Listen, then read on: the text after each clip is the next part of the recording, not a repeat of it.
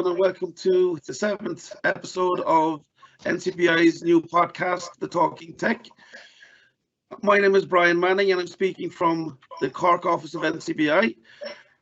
This afternoon, we have our panel, and our panel is Dennis Nolan, Sean Doran, Derek Carolyn, JP Corcoran, and Daniel from the Leash office.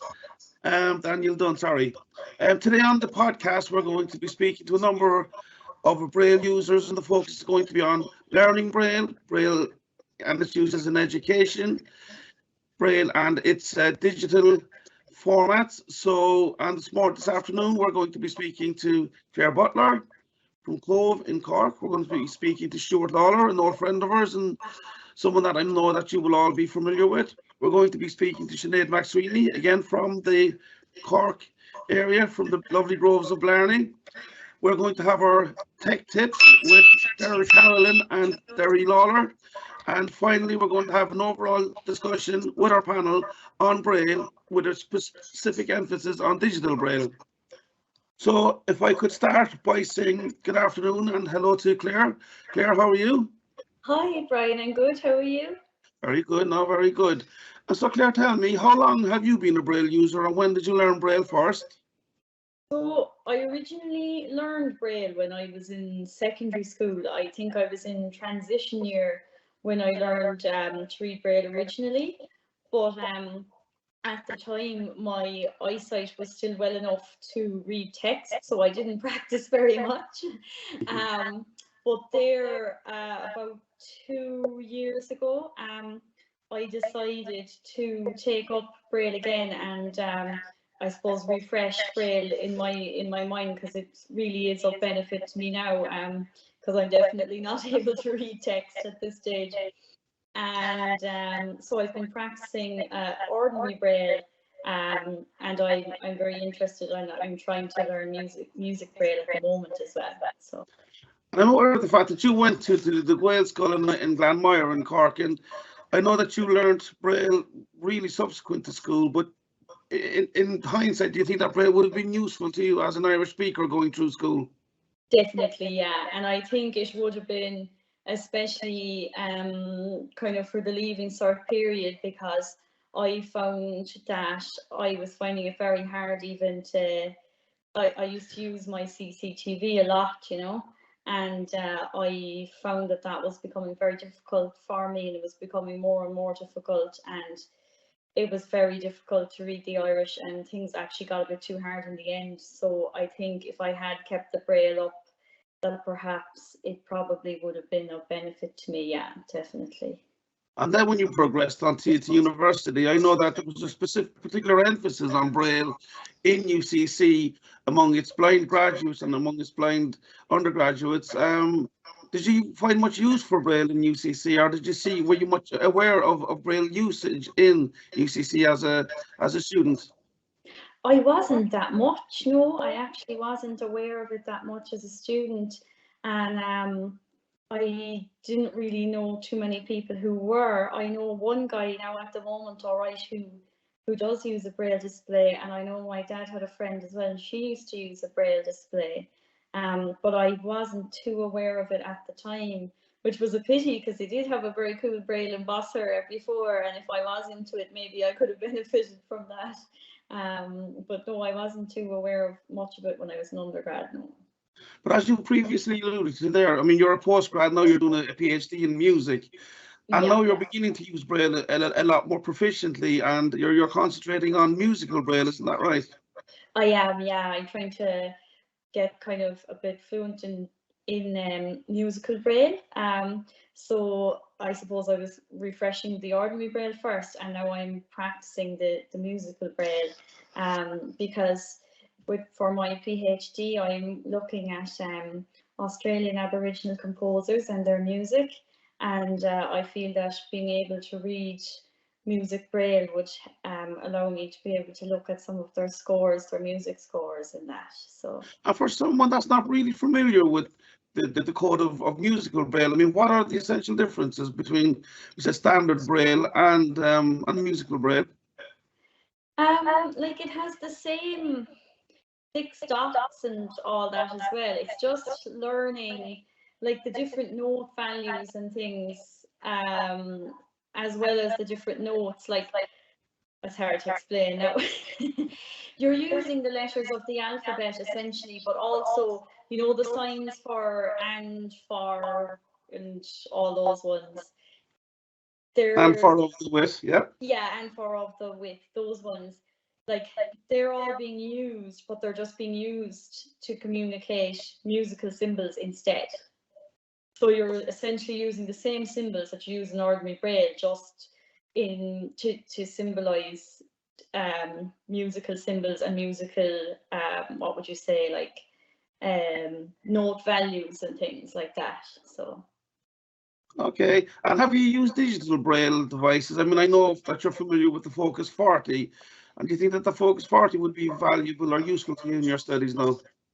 I think the Focus 40 was very good, and I really liked it.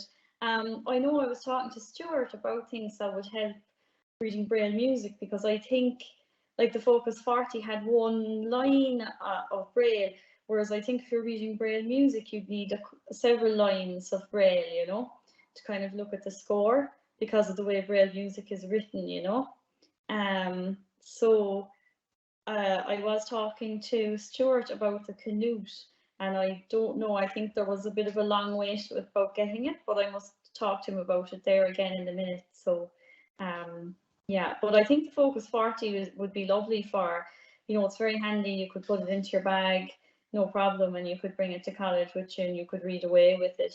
I think for Braille music, you just need more than one line of Braille. So.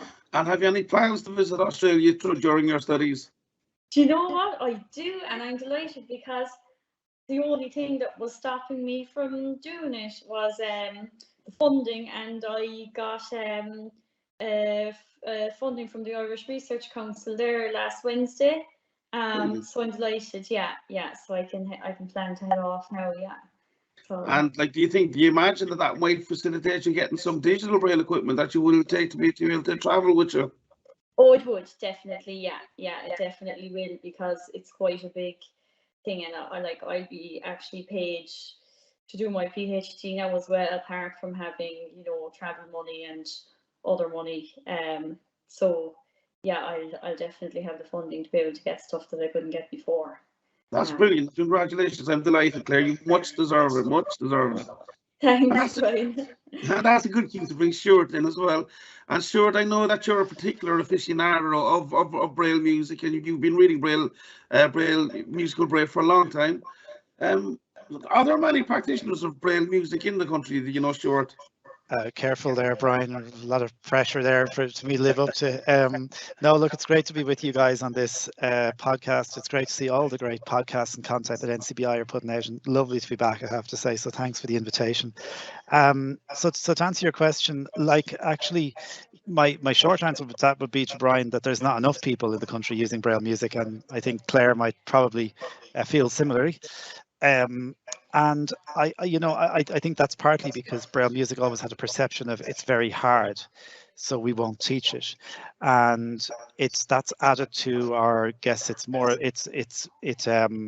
complex, I suppose, than regular Braille, but there's so few teachers around the country who know it, who can get support. So it's a bit of a work in progress, I think, promoting Braille music and supporting schools and members of the visiting teacher service, for example, to use Braille to support them to use Braille music and to pass it on to the children with whom they're working. But I think we're moving in the right direction. And just a piece of advice to Claire. I mean, she has the budget, has money, can spend. So what particular device do you think would be the best digital device going forward for Claire? Yeah, so I'm really glad. I'm really glad we're having this conversation today, because Claire mentioned the Canute, and Claire and I have been talking about the Canute for quite a while, and we literally last Wednesday took delivery of the first Canute into Ireland. So we have it for you, Claire, and Oh, we'll brilliant. arrange for you to see it. Look, I mean, the Canute is a very new multi-line Braille reader. I think you guys have talked about it on this podcast before. It's going to make multi-line Braille access and subjects like music much easier to use. It's currently only a Braille reader, so you can't write with it, but I think it's going to develop very quickly. There is a way of using music on Braille displays. Obviously, people have been doing that a little bit for a little while, but you don't get the feel of that kind of multi-line feel at once, which is kind of crucial in music. Now that we've mentioned musical Braille and the code of the Braille code for music, I mean, there are other Braille codes, such as, for example, computerized Braille. How many codes of Braille are there, Stuart? Oh, Brian, I mean, off the top of my head, let's say of codes that are taught here in Ireland, we would have maths, music, obviously computer Braille, as you say, UEB, which of course we all talked about several times, and then you have all the different language codes which have their own sets of rules. So French and German and all the other codes that are all over the world that have their own Braille layouts and formats. Yeah, computerized Braille is becoming more and more relevant now, I suppose, with the proliferation of digital Braille devices. Do you feel the need for us to teach computerized Braille that little bit more than it is perhaps being taught at the moment? I think it's good that people have an awareness of it. I'm not sure we need to teach it to a point where people know it inside out. And that's because UEB is beginning to negate the need for computer Braille in day-to-day use. So for example, when UEB is implemented properly into a device, and a good example of this is on the iPhone, for example, with a Braille display, you can enter a URL or an email address, for example, in UEB. And you never have to worry about computer Braille. So you don't have to know what's the @ sign in computer Braille, what's the full stop in computer Braille. On some of the older note takers and with some screen reading technology, yes, it does help to know UEB.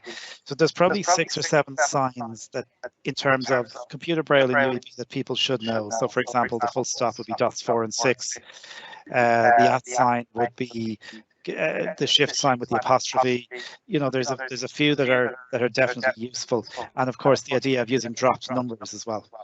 Yeah, I mean, just to explain to people, I mean, if you're using computerized Braille, instead of using the higher first letters of the first 10 letters, you know, to indicate numbers, you'd use the lower versions of those letters. So, but again, I mean, like that's just something that people perhaps need to be more aware of than thought. I suppose really is. Would that be your interpretation? Yeah, I would make people aware of it, and certainly when we're supporting people to use Braille technology, when we're providing training and we're in schools or we're just talking to people, we'll always remind them of a few of the key symbols in computer Braille that they might need to help them.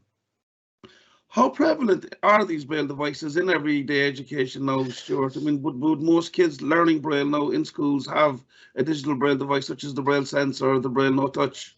Yeah, I think it's a great question, Brian, and it's a really great that we're talking about this today, because if you'd asked that question 6 years ago, I think it was even then it was we were in a different space in relation to Braille. So most people I'm talking to nowadays, and indeed people are much younger now getting Braille technology, and they're learning it alongside their Perkins, which is of course a great way to learn, because there's always be a place for the Perkins in our lives. I'm sure you have your own Perkins like me under the bed somewhere or something. So you know, we always need those devices because our technology may fail at some point and we need to know how to work without it.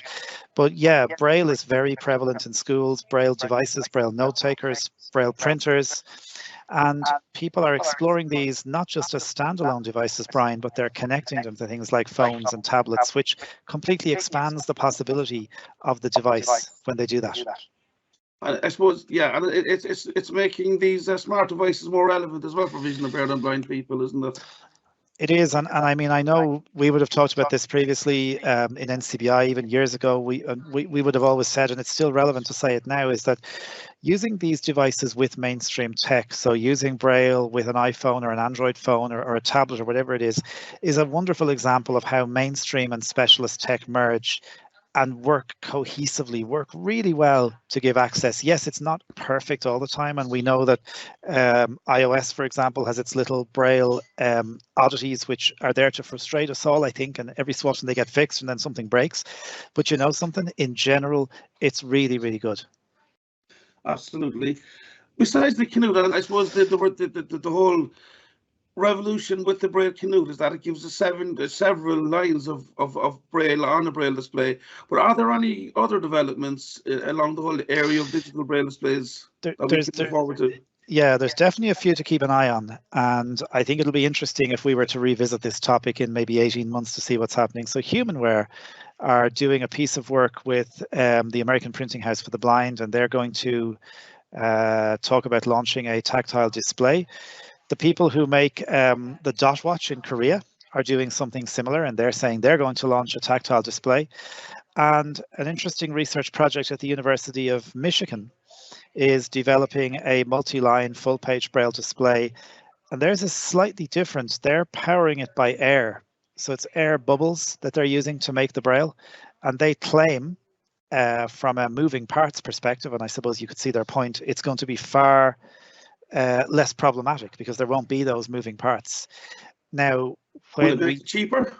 Well, that's the other thing. It should make it cheaper. But when we talked to, and I spoke to somebody involved in this research project last year, and they were still saying these things are all proof of concept in a lab. It's to bring them to market and get the money to do that. You could be talking 5 years away. I think we'll see the Humanware and APH device in the next 12 months. And we might see the Dot Watch, because those guys are quite innovative. So the Dot Watch Braille display, they've been talking for a long time about multi-line, and they generally come through. Braille quality, of course, on these devices is always a challenge because you have so many more dots to maintain, so many more cells.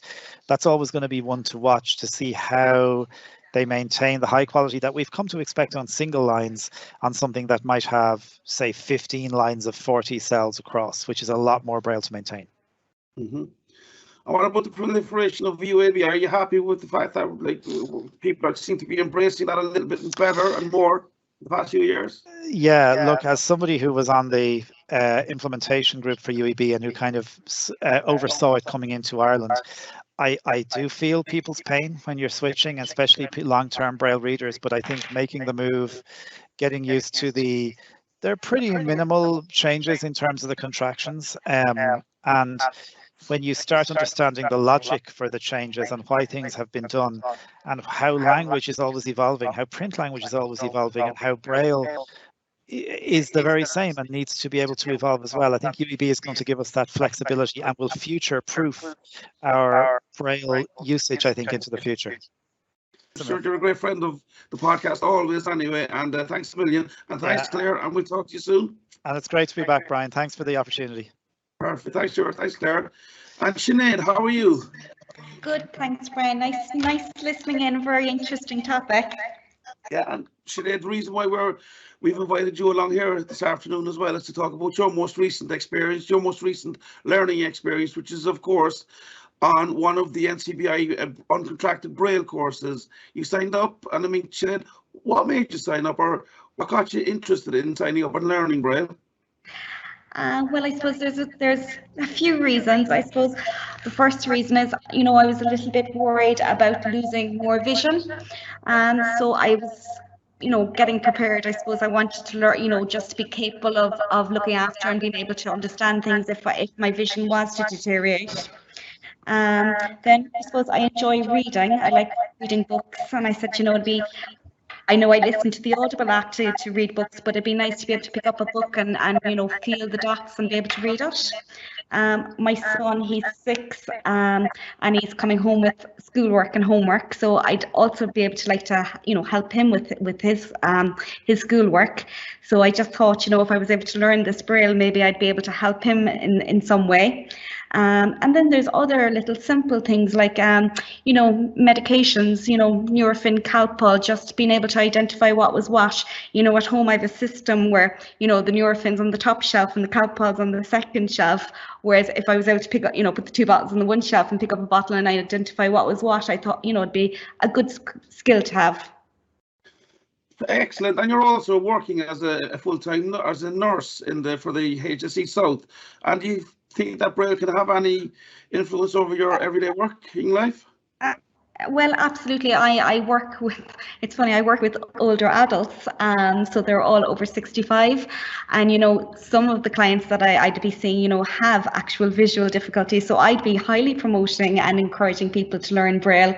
It's a great skill just for confidence and independence. It's good to have it. And how have you been finding the course, Sinead, as your instructor? I think you're flying along with it, but yourself, are you enjoying it? Do you find it difficult? Is it something that you'd recommend? I'd highly recommend it. I'm loving it, Brian. It's been a long time since I've learned a new skill, so it feels fantastic. It's very, I suppose, empowering, and it's giving me confidence, and it's promoting my independence. So yeah, it's really, I'm enjoying learning it and enjoying feeling the sequences, and I'm learning to read with my fingers, which is amazing. Absolutely. And we were talking about technology and Braille note takers a while ago, and Stuart and I think Claire also referred to the Perkins Brailler.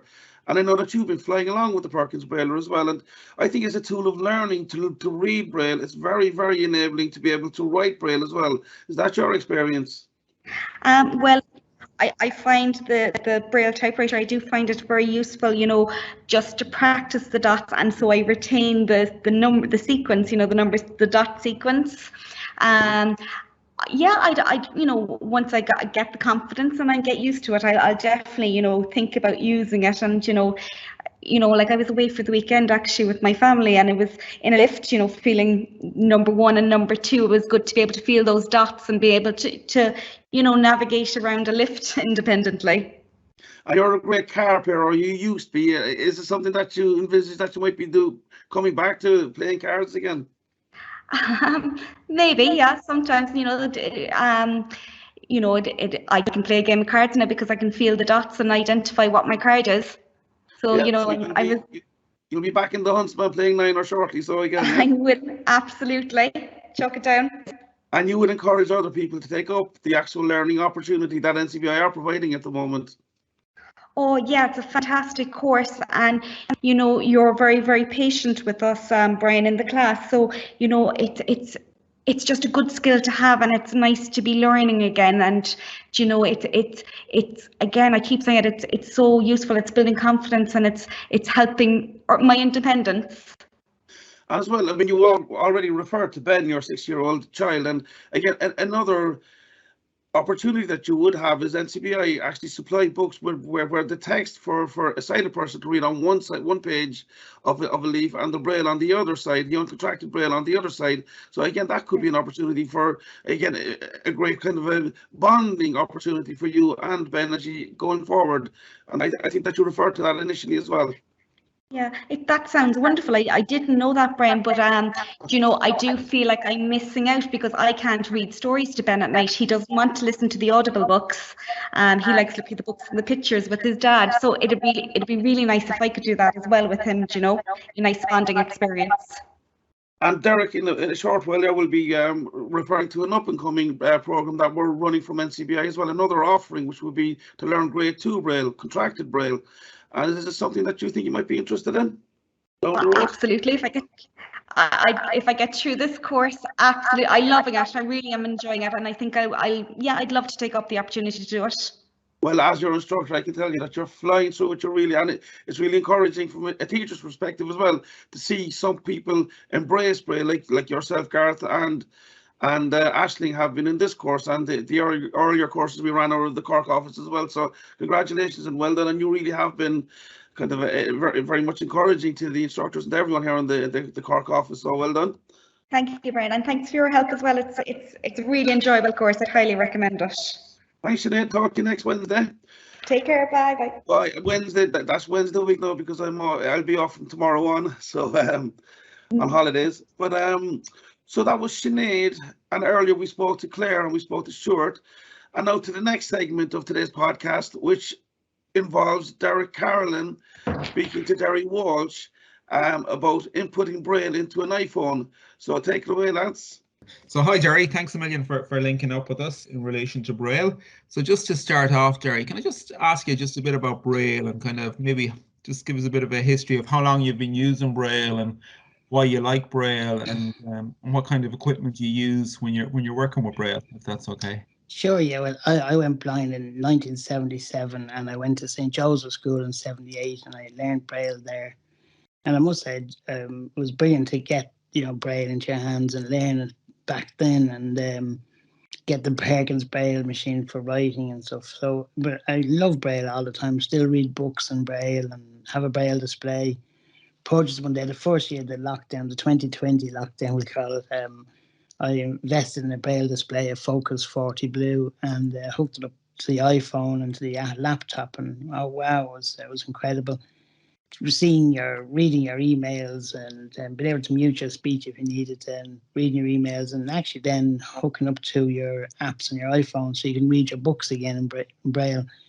So you're kind of electronically making new books, if you like, every day. So I use Braille all the time for reading and for on the computer and for emails, etc. So it's it's been a passion of mine for a long time.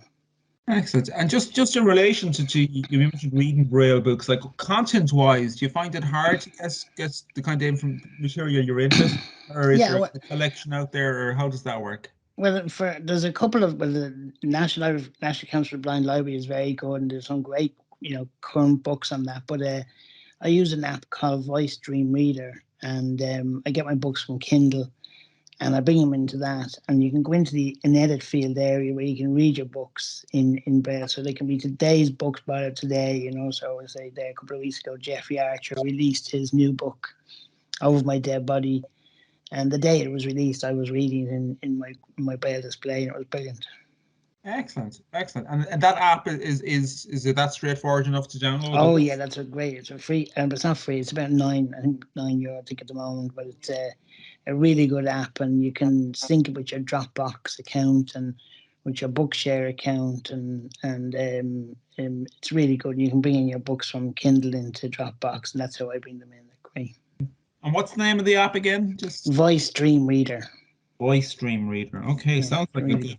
So we might discuss that again at some stage in the future, just because that's very cool and very interesting. The fact that you can, if somebody releases a book, you can possibly get it on your Kindle, and then you can flick it over into an edit mode to put into Braille for yourself. Yeah, it's brilliant. Yeah, it's great. You get access to the book as soon as everybody else, which is pretty cool, in all fairness.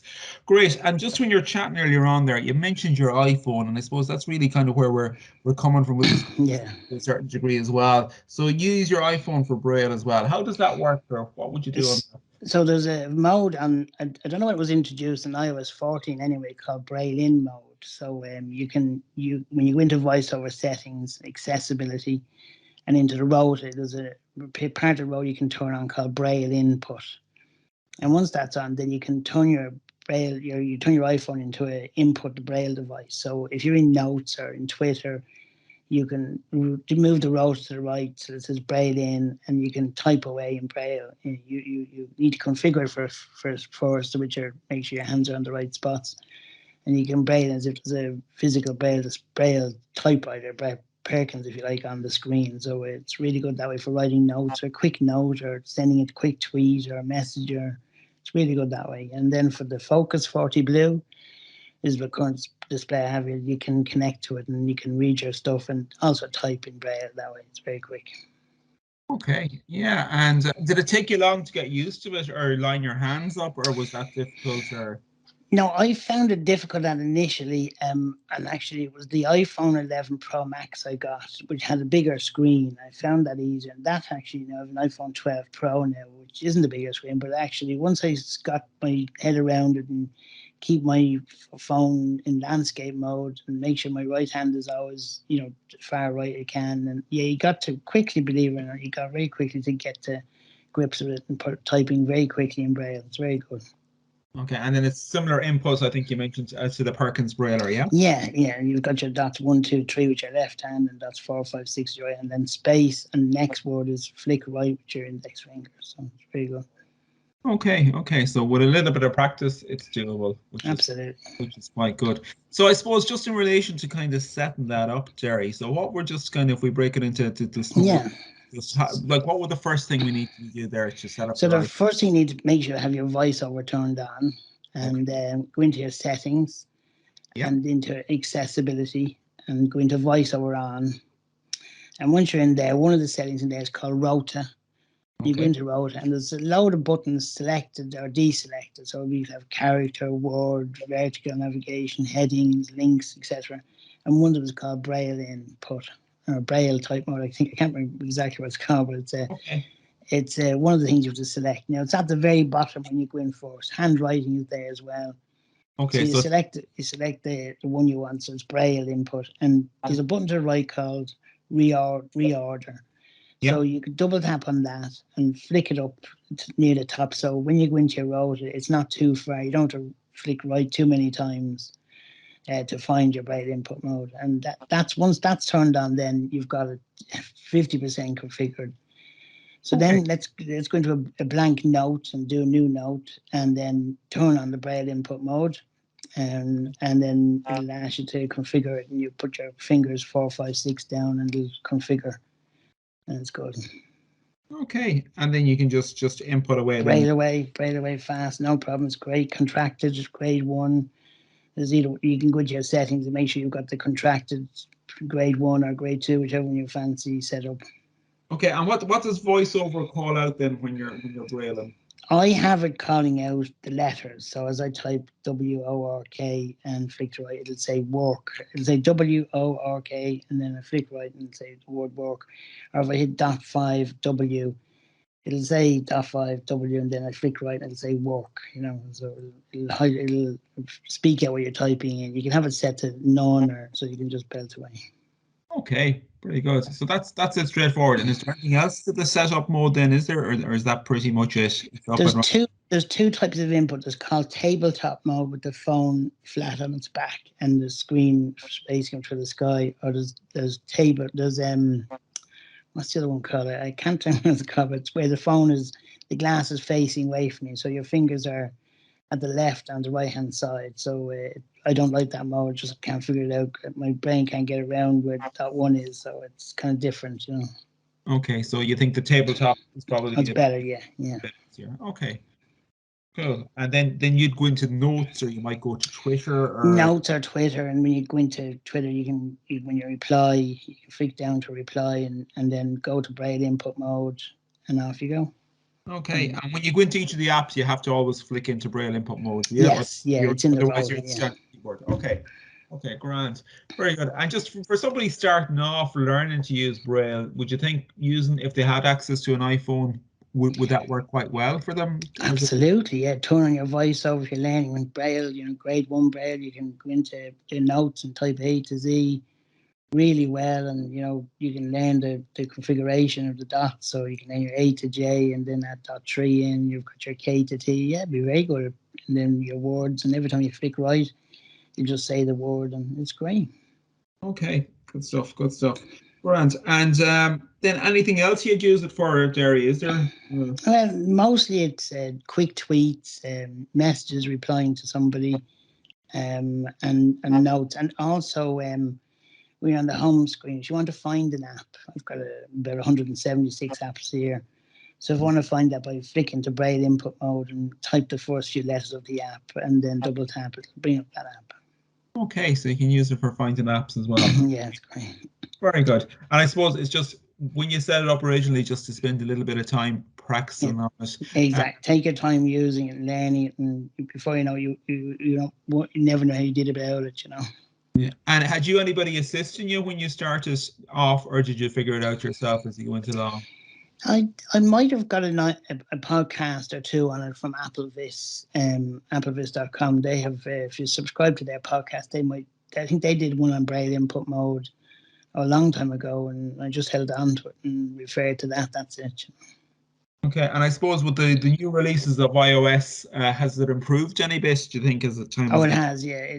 When the first one came out, if you wrote the word say Apple, and you forgot to put the first P in, if you backspace and put P, you wouldn't know it was doing AP and people, didn't know. It was kind of getting confused, but it's got really good now, Okay, yeah, no, because I definitely remember talking to people a while back about it, and it was just news at the time, and the jury was out a little bit on it. Yeah. We were saying, in principle, it sounded like something that is very good, but they felt maybe it hadn't got the software hadn't got to the potential, or it wasn't as smooth running as it could be. But it sounds like it has progressed along a lot in the last while. So I think that's it has, definitely. When I was 15, it has. brilliant. Good stuff. Good stuff. And is there anything you'd recommend people not to do with the Braille input mode? And depending on what case you have, if you've got a case with a battery pack in the back, it can be a bit wobbly. So it's an expensive device. So make sure you have it on a secure table, or, maybe not so much on your lap, but definitely on a desk or a table in front of you, and it's not going to wobble around. So don't be afraid to use it on a flat surface. Be very careful that way, because it is an expensive device. Exactly, yeah, and I suppose you with a cracked screen, it probably doesn't work that well. The same way No. gestures, you're running into bother straight away. Perfect.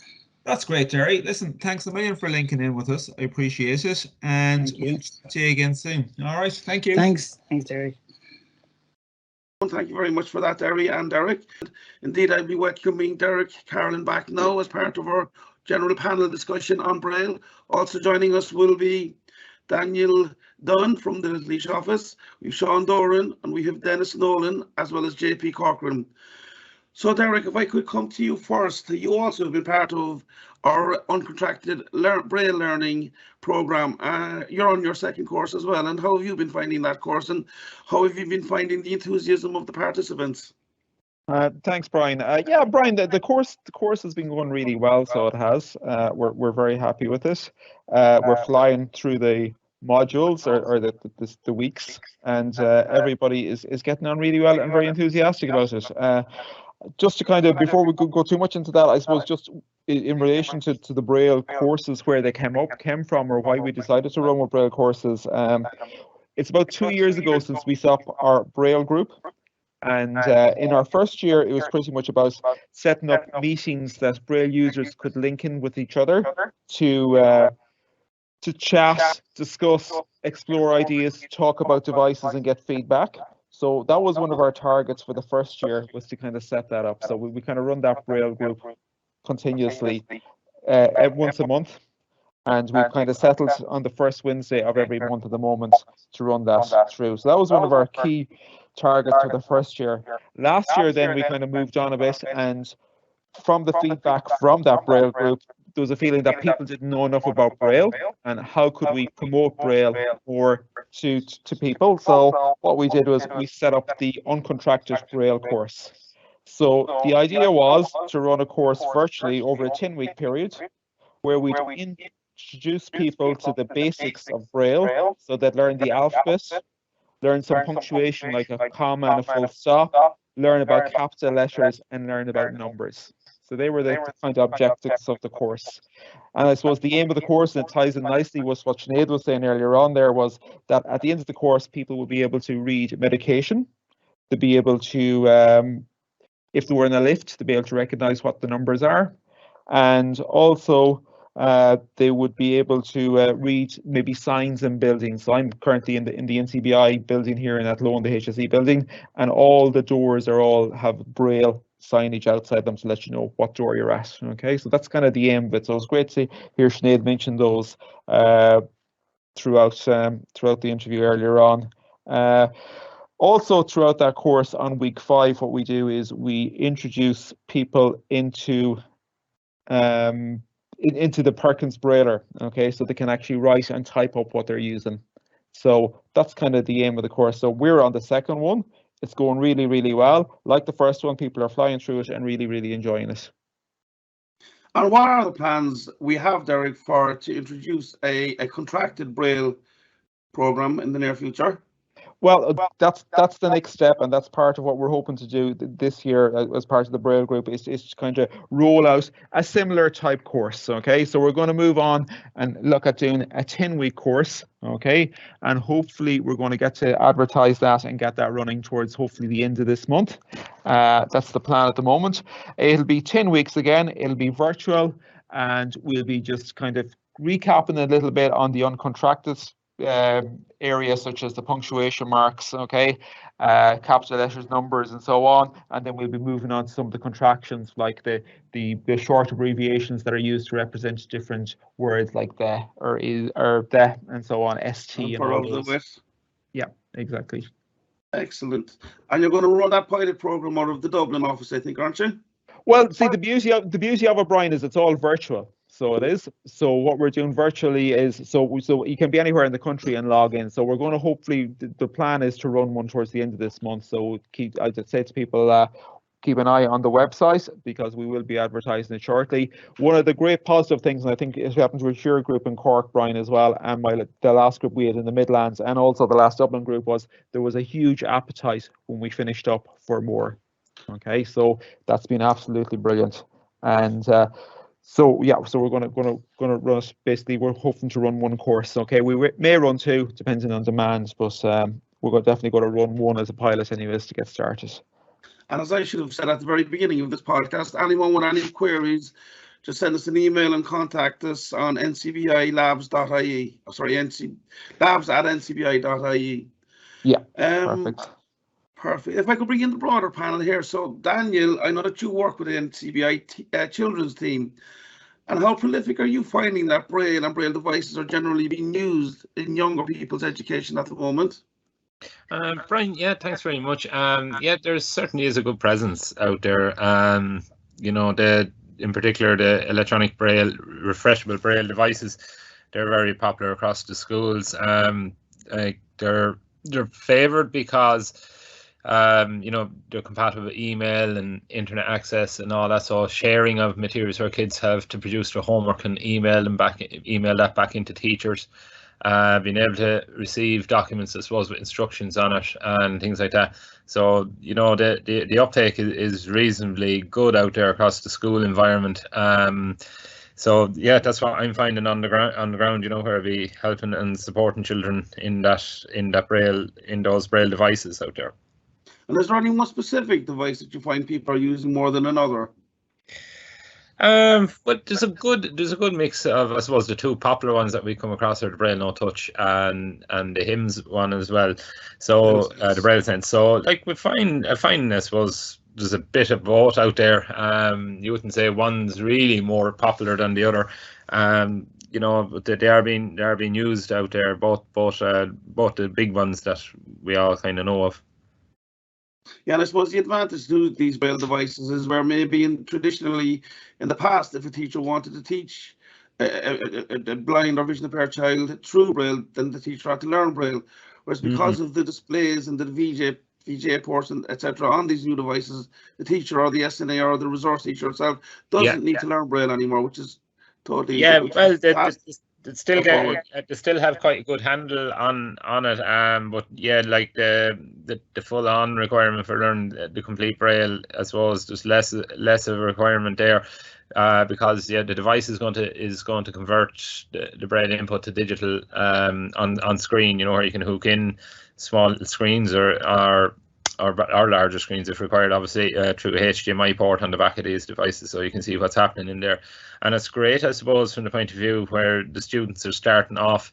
You know, it might be the first time they've ever sat down with a Braille note taker, and you know, to have their support staff beside them and their teachers being able to look in and see where they are and what's happening.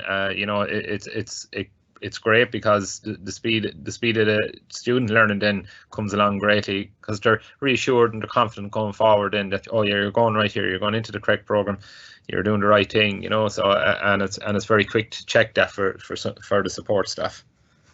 If I could throw out a question to the staff at large there, where do you think, or how well positioned do you think NCBI are now to support people learning Braille or using these various Braille devices? Dennis, as NCBI Labs manager, where do you think we are?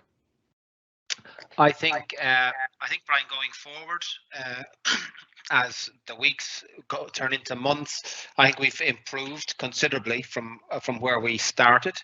I think Braille is front and center now in most of the discussions I have when we're talking about training and when we're talking about supporting service users, and all of the team, and you being a member of that as well, Brian, is, I think, keenly or acutely aware of that requirement. So anytime we're developing training or looking towards the future, we're looking at Braille courses to be included with people that have a range of different sight issues, from low vision to no vision, and we're developing courses, as the guys have just spoke about, level 1 courses that are now leading on to level 2 courses also. So I genuinely think, looking forward, we're in a very good position. I think also technology, the way it's changing, and the comments that Daniel made, and the discussion you've just had with Daniel in relation to the requirements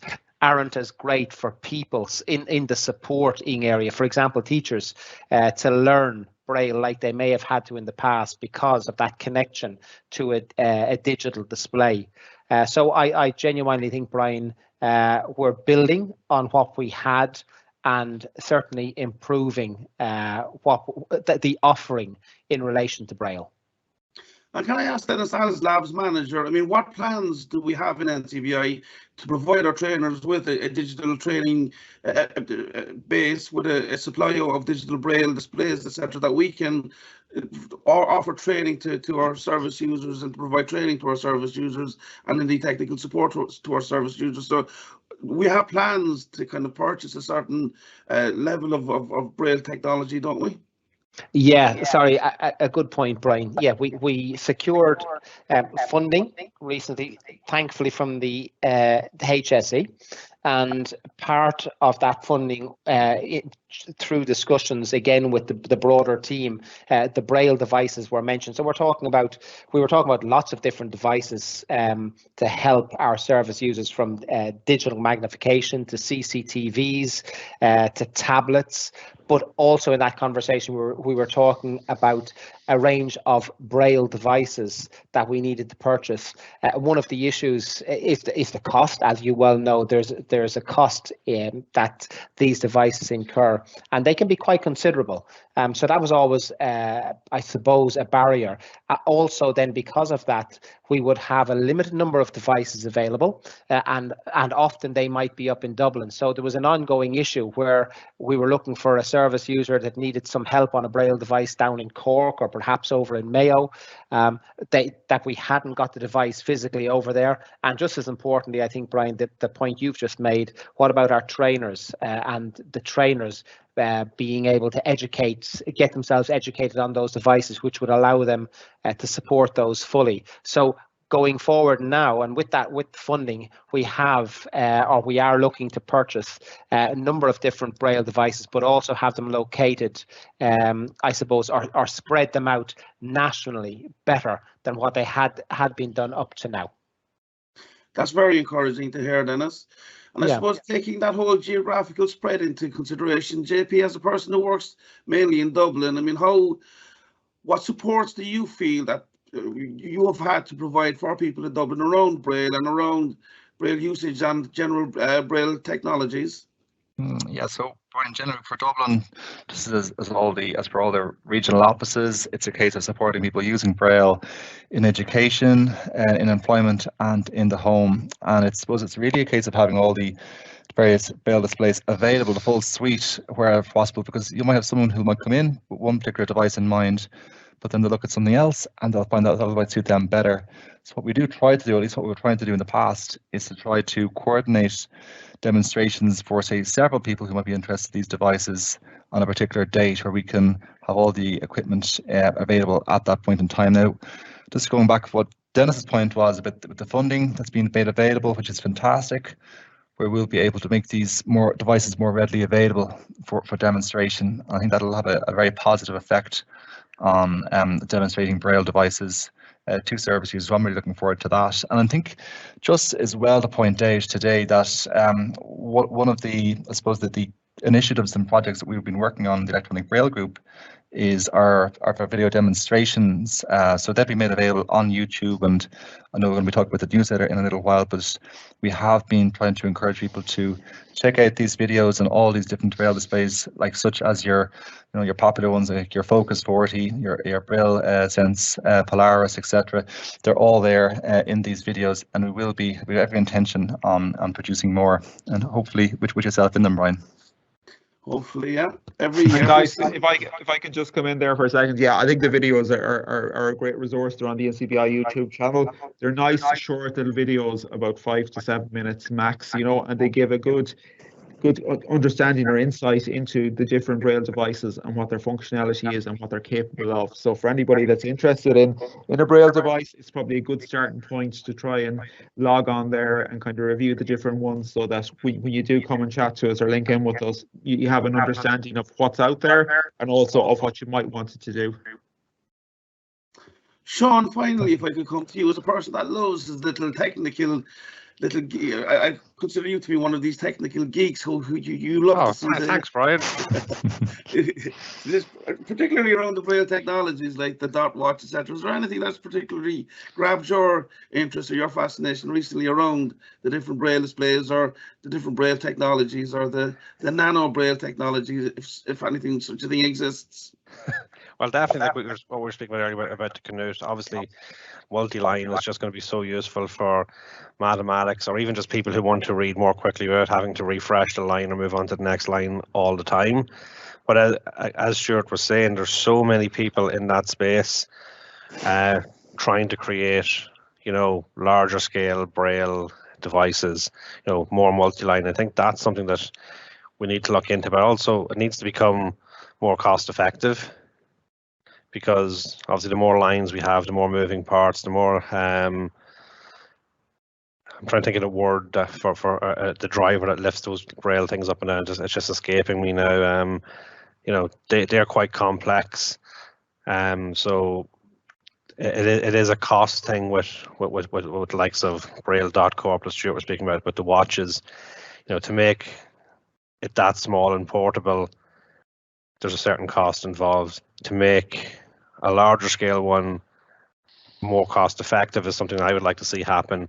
But what I really take away from it all is the fact that, as Braille is someone's preference in reading, that digital Braille allows someone to read anything digitally in that format.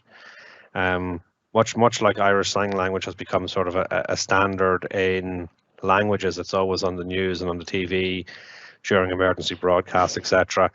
Like, Braille should be considered almost the same. It's someone's first point in preference in reading, and whether that's, we can't go into the conversation as Stuart and yourself were touching on contracted, non-contracted, UEB, etc. But the fact that someone can access a digital website or a document or a book and actually read that through their preferred method without having to get it, printed out in hundreds and hundreds of sheets, I think that is really beneficial. I think digital Braille is so important. Absolutely, Sean. I think and as you say, Braille is primarily a medium for reading, and I think that's why the whole book share initiative is so important going forward, where people can have access to pretty much whatever publication they wish, and once they have the correct Braille device or a compatible Braille device, that you can pretty much now read in Braille any publication that was ever really produced. So that, like, going forward, that has to be the main progress made here. So I'd just like to thank my panel. Thanks to Sean and Daniel, to JP, Derek and Dennis. And I'm going to hand you over to Daniel now, who's going to speak for a few minutes on up-and-coming courses. And we will talk to you in the next podcast on Braille, which we're hoping to run sometime in the early autumn. So thanks, Daniel. Okay, so Sean, I believe you have a bit of good news for us here surrounding the recent Spider Awards. Can you tell us a little bit more about that? Yeah, so like we mentioned before, we've been nominated for, or we were shortlisted, I should say, for 5 Spider Awards. And last Thursday, we actually won Best Remote Team for NCBI. So that meant that during lockdowns and whatever other COVID restrictions were in place, it allowed us to stay in contact with our service users, allowed us to pivot using new technologies, whether it's a podcast like this, whether it was a Microsoft Teams meeting one-to-one or group meetings from one to many, that NCBI staff was still able to provide training and support to our service users, which was obviously very important to us and very important to our service users. But the fact that it was recognised from a technology award point of view was amazing. So we were shortlisted for 5 awards, and we didn't win best podcast, unfortunately. So I'm too emotional to talk about that on the show now. But it was a fantastic experience, and we had a great night. And the fact that the entirety of NCBI can be represented in that award is, it goes to show the kind of work that we're all doing and the services that we're doing actually is helping people, and we hope to continue to improve that. And obviously we're back doing one-to-ones in person, but the fact that we're still using Teams to have one-to-many meetings and support groups and technology peer groups and whatever the case may be, I think we've learned a lot from lockdown, and it actually helped us grow as from a technology point of view. Absolutely, Sean. Very well said there. And I suppose it's after being 2.5 hard years and everyone there, and for us who can in with service users and being able to do it remotely, and then to kind of get, I suppose, an award for an award of recognition for that, it's great for us here, the team as well. And I suppose it's great news for all of our service users as well to know that we're thought highly of what we've done and where we've come from and where we are now and where we're going to continue to go to. So thanks for that, Sean. Okay, well, our support lines, as we were just kind of talking about there, our technology support line is 1800 911 110, or you can also email labs@ncbi.ie. And for NCBI support, just for non-technical queries, I guess it's 1800 911 250, or you can also email info@ncbi.ie. So there are the lines for that. And don't forget, if you would like to support our services, please do visit our donate.ncbi.ie website. That's donate.ncbi.ie. And coming up, I suppose, over the next couple of weeks, we are going to have a show featured on our IA labs. We also have a show which will feature our Smart Hub update, and we'll have technology reviews. We're going to take a look at the Fire Stick versus the Google Chromecast. So they're all in our upcoming Talking Technology with NCBI shows. And our next show is going to be on in 2 weeks' time. That's Tuesday, April 26, 2022. So we look forward to seeing you then. Now I'm going to bring in JP Corcoran here, who's going to tell us a little bit about our NCBI Technology newsletter, which goes out every week. Over to you, JP. That's great. Thanks very much, Daniel. So yes, every Friday we release our technology newsletter, and I want to let listeners know that we are now featuring product reviews as part of the newsletter. So last week we had our very first product review, which was on the Apple Watch. It was the Apple Watch Series 6. And so we got an insight into how it works, a description of the device, all the specs, things like unboxing, first impressions, and very importantly, is it accessible? What are the pros and cons of the device, and would it be recommended to others? So this week on Friday, we are going to be focusing on Apple AirTags. So these are the Bluetooth tracking devices developed by Apple that can help you locate, your misplaced keys and wallets and so forth. So we asked the question, are they useful? Because there's a lot of hype-based AirTags when they were released. So we're going to ask the question, are they all that they cracked up to be? So yeah, more product reviews to follow. They include more smart wearables like your Garmin watch, your Fitbit, Chromecast, Amazon Fire Stick, things like vision glasses, Kindles, and lots more product reviews to come. Brilliant, JP. And just to mention that again, you can sign up at www.ncbi.ie, or you can email labs@ncbi.ie. So that's how you can get in touch and start getting the newsletter delivered to your inbox. So without any further ado, I'd like to thank everybody on our panel today. Dennis Nolan, our host, Brian Manning, Sean Dorn, Derek Carlin, JP, Cork and myself, Daniel Dunn, and our 3 guests, Stuart Lawler, Sinead and Claire. Thank you very much for joining us today, and we look forward to having you along at the next NCBI Talking Technology. Thank you very much.